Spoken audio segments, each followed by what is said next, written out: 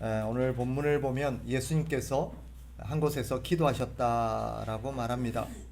우리가 아는 것처럼 예수님은 시간이 날 때마다 또 한적한 곳을 찾으셔서 기도하곤 하셨음을 우리는 압니다. 오늘 제자들이 예수님께 요청하기를 우리에게도 기도를 가르쳐 주십시오라고 말합니다. 이것은 예수님의 기도하는 삶이 제자들에게 영향을 끼쳤음을 짐작하게 하는 대목이죠. 제자들이 예수님께 기도를 가르쳐 주세요라고 말하는 시점이 예수님이 기도한 후에 그 기도의 모습을 지켜보던 제자들이 요청했다라는 대목을 보면 예수님의 기도가 분명 제자들에게 영향을 끼쳤다라는 것은 분명한 대목입니다. 그런데 기도를 요청할 때 제자들이 했던 얘기를 다시 주목해 보세요. 1절에 보면 이렇게 말하죠. 주여, 요한이 자기 제자들에게 기도를 가르친 것과 같이. 예수님께 우리에게도 기도를 가르쳐 주세요라고 말했던 그 이유 중에 하나가 분명 예수님의 기도가 영향을 끼쳤음은 의심의 여지가 없어요. 그런데 그들이 또 예수님께 우리에게 기도를 가르쳐 주세요라고 말했던 근거 중에 하나, 이유 중에 하나가 요한도 자기 제자들에게 기도를 가르쳐 줬다라는 것입니다. 그러니 예수님도 제자인 우리에게 기도를 가르쳐 주세요라고 말하고 있는 것입니다. 그러면 제자들이 예수님께 기도를 가르쳐 달라고 한 의도가 뭘까? 이것은 이 제자들이 어떻게 기도해야 될지를 몰라서 한 번도 기도해 본 적이 없어서 기도를 가르쳐 달라고 한 것은 결코 아닙니다. 우리가 아는 것처럼 이들은 평생을 기도해 왔던 사람들입니다. 유대인들은 하루에 3번씩 하나님 앞에 기도를 했습니다. 이들 역시 어려서부터 그 전통과 그런 어떤 관습에 따라서 계속해서 하루에 3번씩 기도해 왔음은 의심의 여지가 없어요. 그런데 왜 굳이 새삼스럽게 예수님께 기도를 가르쳐 달라고 하느냐? 이것은 요한이 제자들에게 기도를 가르쳐 줬던 것과 연관이 있습니다. 문헌과 또 당시 여러 가지 자료들을 보면 그 당시에는 여러 교파들이 있었습니다. 우리가 아는 것처럼 예수님 당시에 유대 사회에는 바리새파도 있었고 사두개파도 있었고 또 에셈파라고 하는 그런 교파도 있었습니다. 뭐 종파라고 하든 교파라고 하든 그런 여러 가지 어떤 단체들이 있었습니다. 이들이 도대체 누구냐? 오늘날로 따지면 기독교의 교파와 같습니다. 오늘날에도 이 기독교 안에 여러 교파들이 있잖아요. 예를 들면 장로교파도 있고 감리교파도 있고 또 좀 생소할지 모르겠지만 성공회라는 그런 기독교파도 있습니다. 각자 어떤 나름의 전통적인 신앙생활을 하고 나름의 어떤 그런 신앙의 모습들이 있었지만 공통적인 건 뭐예요? 다 하나님을 섬기고 또 기도하면서 신앙생활을 했던 하나의 종교 교파, 오늘날로 치면 기독교 교파라는 것입니다.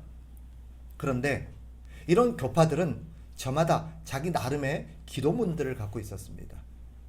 그 기도문이 뭐냐면 자기 교파가 세워지고 그 교파가 추구하는 것이 무엇인가를 그들이 각자 어떤 우리가 흔히 말하면 비전이라고 할 수 있겠죠. 목표라고 할 수 있겠죠. 그런 목표가 있었어요. 각 교파마다. 우리 교파는 이런 것들을 추구한다. 우리는 이런 것들을 성취하기 위해서 우리는 모인다. 라는 어떤 비전과 목적이 있었는데 그런 목적과 비전들을 기도문에 담아서 항상 읊조리곤 했던 것입니다. 그걸 기도하면서 우리는 이런 것을 이룰 거다. 우리는 이런 것을 추구할 거다. 이것이 우리의 목적이고 목표다. 라고 계속해서 끊임없이 기도하면서 상기하고 또 그것을 하나님께 이루어 주시도록 기도했던 것입니다. 세례 요한의 제자들도 마찬가지였어요. 요한도 자기를 따르는 제자들에게 기도문을 가르치면서 우리가 추구해야 될 게 이거다. 우리의 목표는 이거다.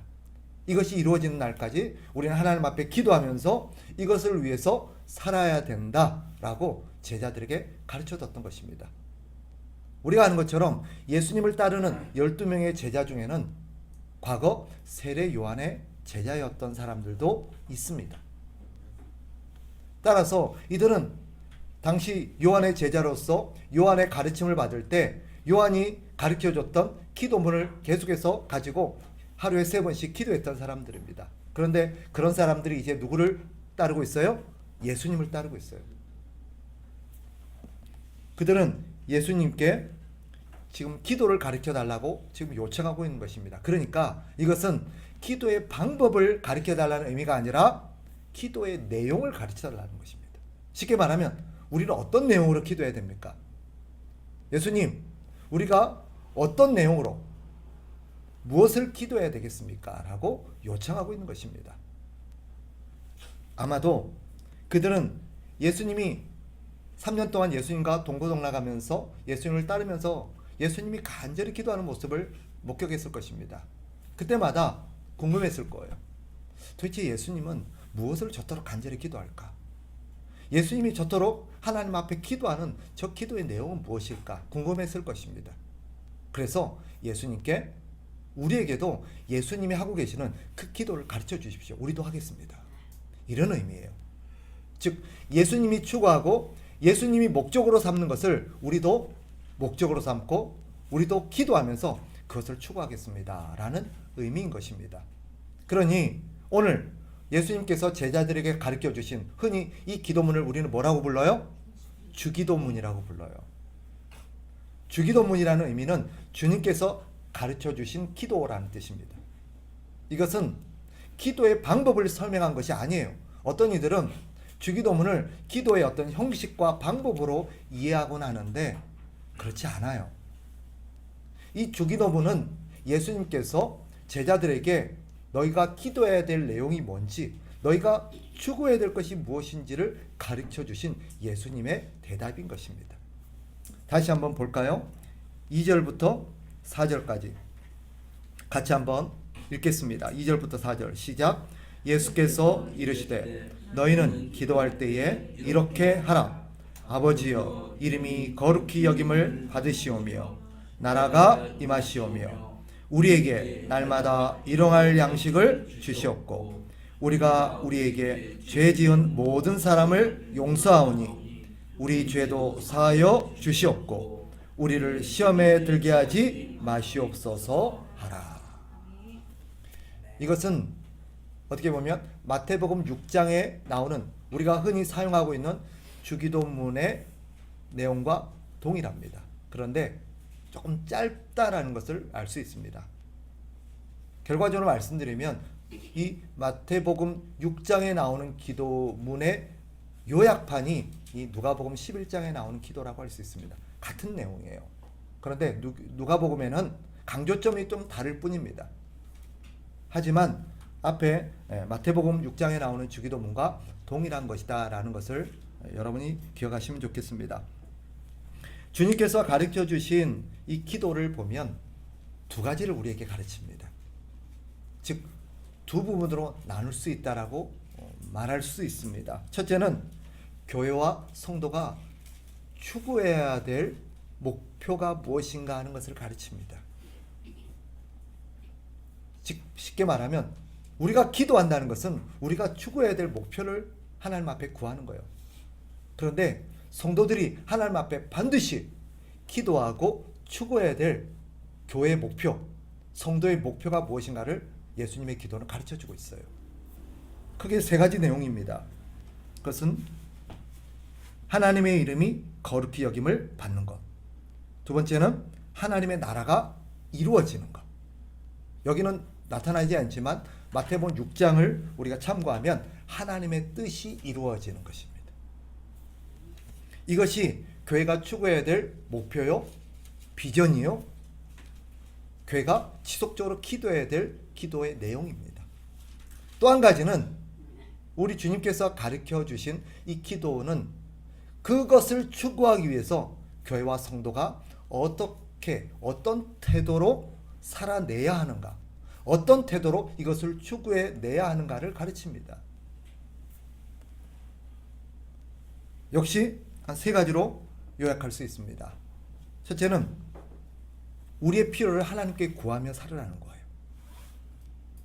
두 번째는 형제끼리 서로 용서하고 협력하라는 거예요. 세 번째는 각자 이 일을 추구함에 있어서 시험에 들지 않도록 깨어서 기도하라는 거예요. 이것이 예수님께서 기도를 통해서 가르치시는 것입니다. 다시 정리해보면 예수님께서 이 주기도문을 통해서 교회와 성도들에게 가르치고 싶었던 것은 뭐예요? 너희가 추구해야 될 건 이거다. 너희는 이것을 기도해야 된다. 각자 기도하지 않는 성도가 어디 있겠습니까? 우리 기독교인들은 하나님 앞에 모일 때마다 기도합니다.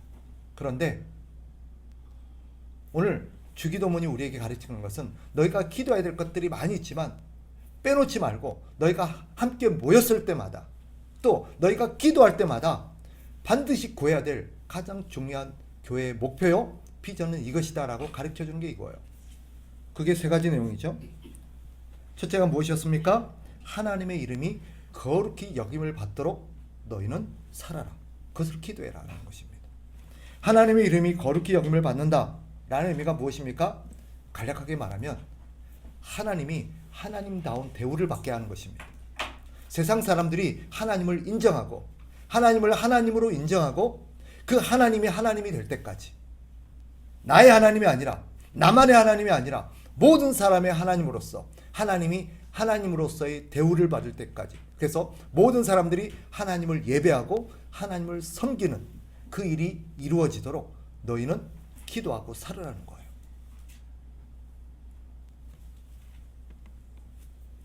두 번째는 교회가 추구해야 될 게 뭐냐?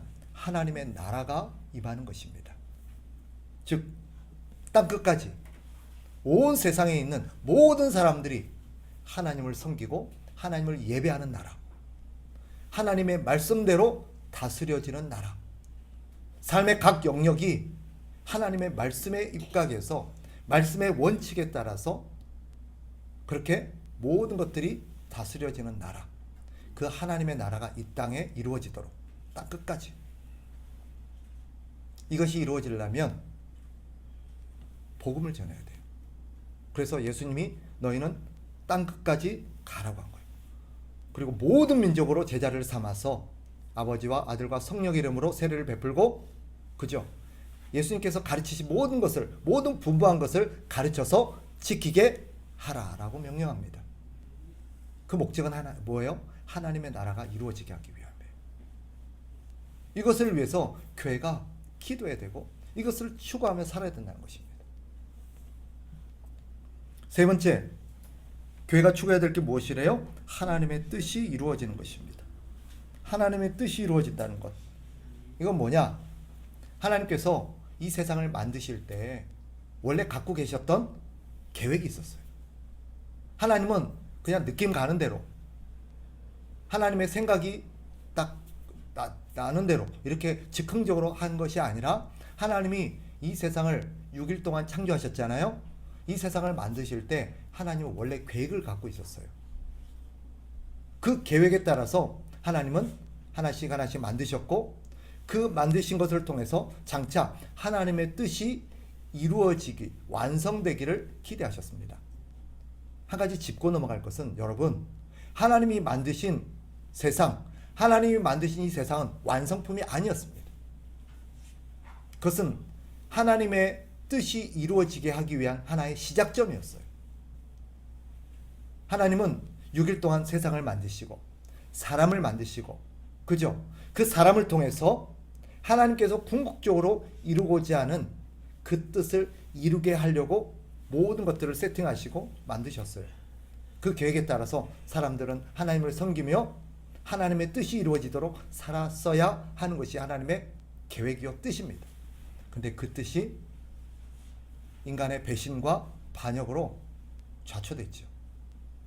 그래서 하나님은 다시 직접 그 뜻이 완성되도록 일하시기 시작하셨고 그 일을 이루시기 위해서 이 땅에 예수님을 보내셨고 그 예수님을 통해서 무너진 하나님의 계획을 다시 세우시고 이루어 가시도록 일하시고 계십니다. 교회는 그 뜻을 이어받은 공동체예요. 예수님을 통해서 실패했던 사람들이 배신하고 사람들이 이뤘어야 되는데 하나님을 반역함으로 인해서 좌초되었던 그 하나님의 계획을 이루기 위해서 하나님이 예수님을 이 땅에 보내셨고, 그 예수님은 그 계획을 다시 이루기 위해서 다시 사람들을 세우셨습니다. 그래서 예수님과 함께 하나님의 뜻을 이루기 위한 공동체를 세우셨는데, 그 공동체를 우리는 뭐라고 불러요? 교회라고 부릅니다. 교회는 바로 예수님과 함께 하나님의 뜻이 이루어지도록 하기 위해서 하나님께서 세운 사람들입니다. 그러니까 교회가 존재하는 이유가 뭐예요? 하나님의 뜻이 이 땅 가운데 이루어지도록, 하나님께서 태초부터 가지고 계셨던 그 계획이 완성되도록 살아가는 공동체가 교회입니다. 그러니까 교회가 기도해야 하면 무엇을 위해서 기도해야 돼요? 하나님의 뜻이 이루어지도록 기도해야 되는 것입니다. 이것이 바로 교회가 추구해야 될 비전이요 목표입니다. 즉 예수님이 가르쳐 주신 기도에는 교회가, 성도가 추구하고 살아야 될 목표 3가지가 담겨 있습니다. 첫째가 뭐라 그랬어요? 하나님의 이름, 하나님의 이름이 거룩히 여김을 받게 되는 것입니다. 두 번째는 뭐라고요? 그렇죠. 하나님의 나라가 완성되는 거예요. 세 번째는 뭐라고요? 그 하나님의 뜻이 이루어지는 것입니다. 우리 삶의 각 영역에는 하나님의 나라가 된다고 해서 하나님의 뜻이 완성되는 것은 아니에요. 하나님의 나라 안에서도 하나님께서 각 영역에서 하나님이 갖고 계신 구체적이고도 세부적인 또 계획들이 있습니다. 그것까지 이루어지는 날까지 교회는 그것을 이루며 살아야 합니다. 그런데 예수님께서 가르쳐 주신 기도에는 이것을 이루며 살도록 기도하라는 의미와 함께, 그러면 이것을 이루기 위해서 교회는 어떻게 살아야 하는가? 어떻게 이것을 추구하며 살아야 하는 것도 다루고 있습니다. 그게 후반부의 내용이에요. 그 후반부의 내용은 크게 3가지로 나눌 수 있다고 말씀드립니다. 첫째가 뭐였어요? 우리의 필요를 주님께 맡기고 기도하라는 거예요. 이것을 이루기 위해서 우리는 살아야 돼요. 그런데 이것을 위해서 살다 보면 우리에게는 필요한 것들이 있습니다. 뭐가 필요해요? 그렇죠. 먹을 게 있어야 돼요. 입을 것도 있어야 돼요. 그렇죠. 돈도 있어야 되고 여러 가지 도구도 있어야 되고, 그렇죠. 여러 가지 조건들이 필요합니다. 이 모든 것을 예수님은 한 단어로 표현했어요. 우리가 살아가면서 하나님의 뜻을 이루기 위해서 성도들이 기도하면서 살아가야 되는데, 그 삶에 필요한 모든 것들을 예수님은 한 단어로 표현하고 있습니다. 뭐예요? 일용할 양식이라. 일용할 양식은 단순히 먹을거리만 말하는 게 아니에요. 사람이 생존하는데, 나아가서 하나님의 뜻을 추구하며 살아가는 데 필요한 모든 것들을 아우르는 하나의 비유적 표현입니다. 그게 일용할 양식이에요. 그러면 왜 일용할 양식이라고 표현했을까요? 인간이 생존하는데 가장 기초가 되는 게 뭐예요? 양식이기 때문이에요. 이 양식은 단순히 먹거리만을 말하는 게 아니라 생존에 필요한 모든 것들을 아우르는 상징적인 표현입니다. 그래서 예수님은 종종 이런 것들을 비유적으로 상징적으로 많이 표현하셨어요. 사람이 떡으로만 살 것이 아니오라고 말하죠. 그죠? 이때는 예수님이 딱 떡만을 말하는 거예요? 아니죠. 우리가 살아가는 데 필요하다고, 생존하는 데 필요하다고 말하는 모든 어떤 것들을 말하는 것입니다. 그런데 예수님이 여기서 뭐라고 말해요? 그것만 있으면 다 될 것 같은 게 아니라는 거예요. 우리는 하나님의 뜻을 이루기 위해서 음식도 있어야 되고, 옷도 있어야 되고, 집도 있어야 되고, 차도 있어야 되고, 돈도 있어야 되고, 뭐 또 여러 가지 어떤 자격과 스펙들이 있어야 된다고 생각해요. 그런데 그것만 이루면 되느냐? 아니에요. 주님께서는 뭐라고 말해요? 사람이 떡으로만 살 수 있는 게 아니라는 거예요. 이게 무슨 뜻일까요? 사람이 떡으로만 살 수 있는 게 아니에요.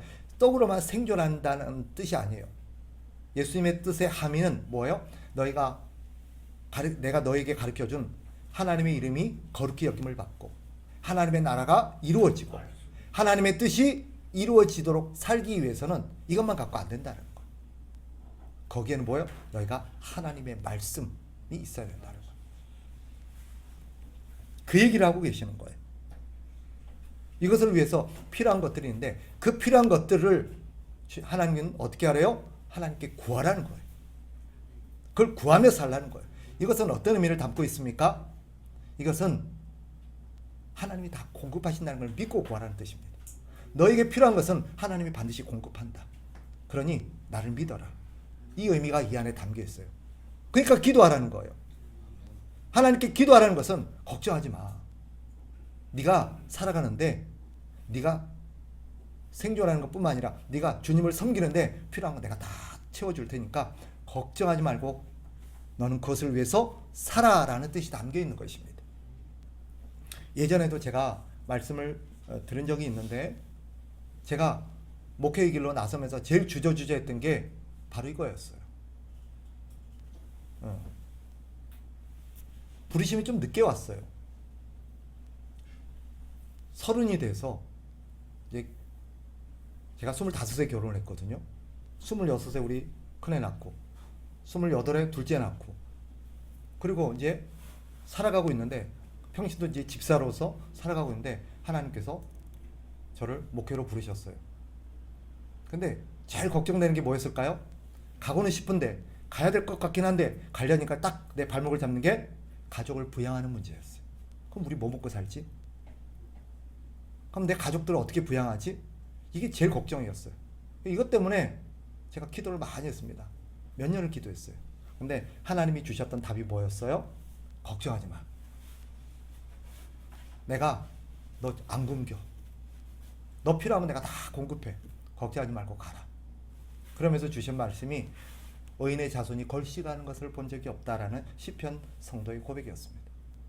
네 가족도 내가 먹고 돌볼 테니까 걱정하지 말고 가라. 그래서 하나님 믿고 가겠습니다 하고 갔던 거예요.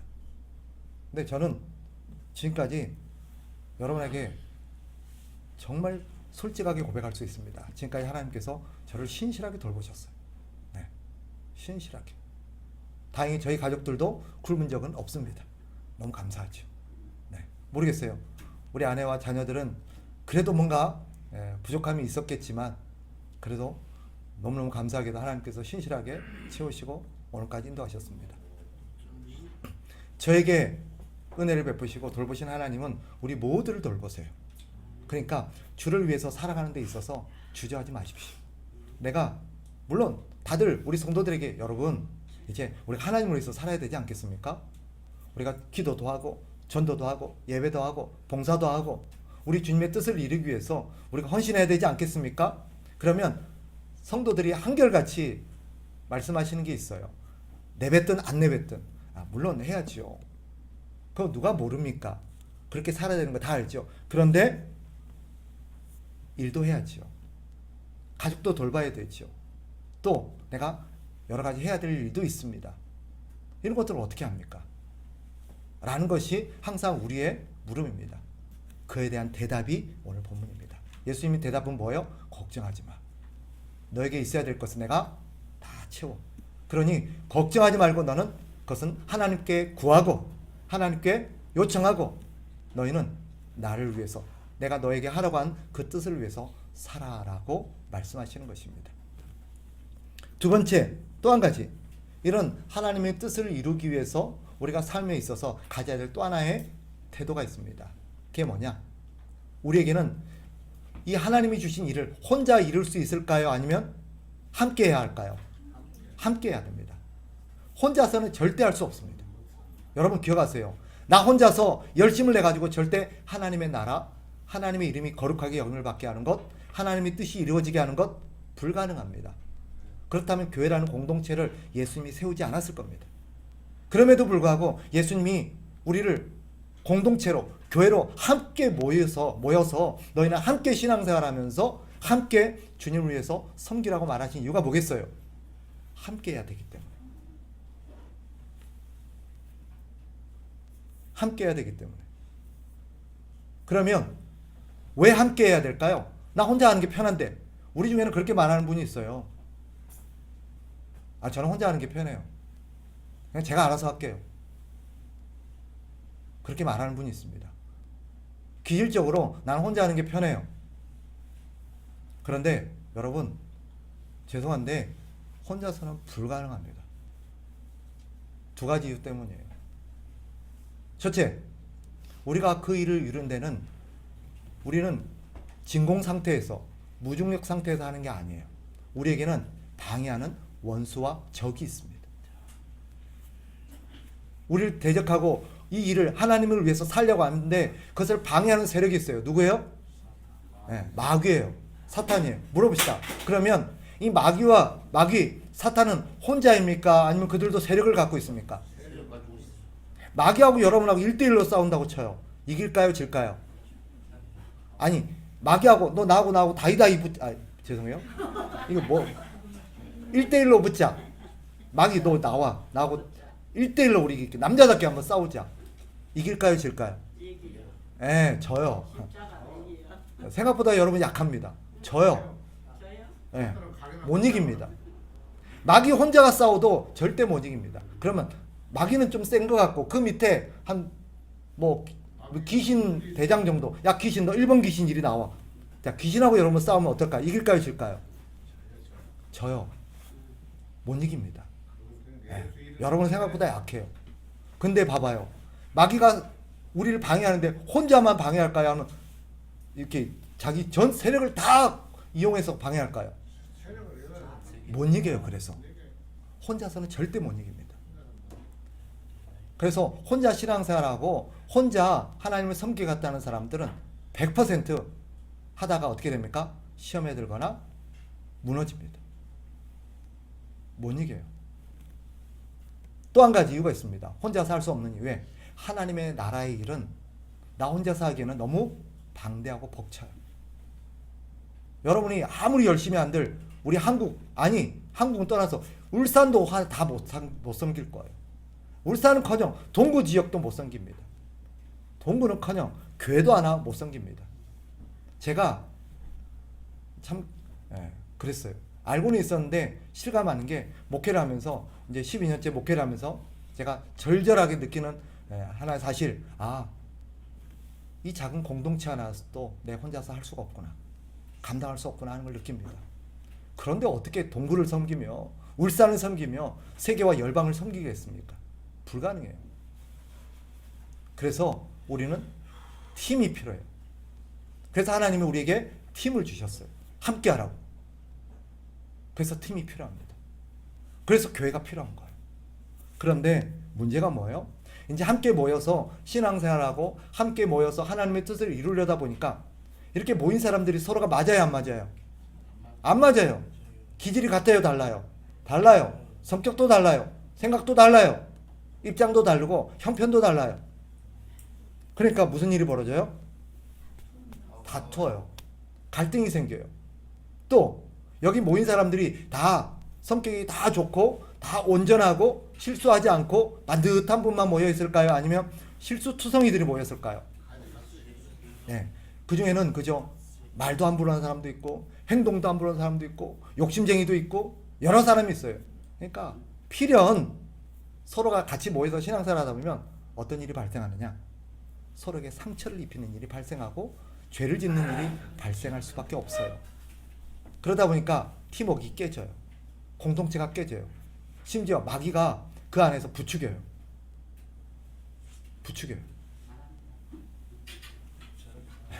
그렇죠. 잘한다는 그럴 수도 있겠죠, 그죠?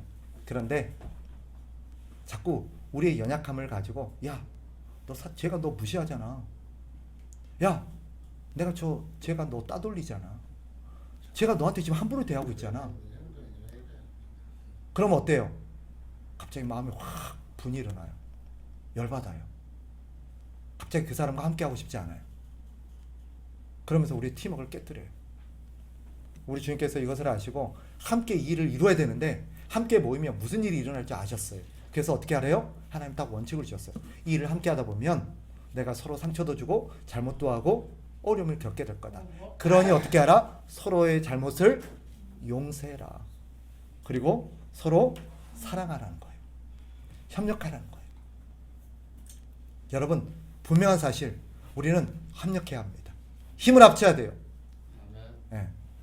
여기 모여 있는 수명의 사람들도 20명의 사람도 어렵죠. 그런데 사실 우리 각자 또 팀이 있어요.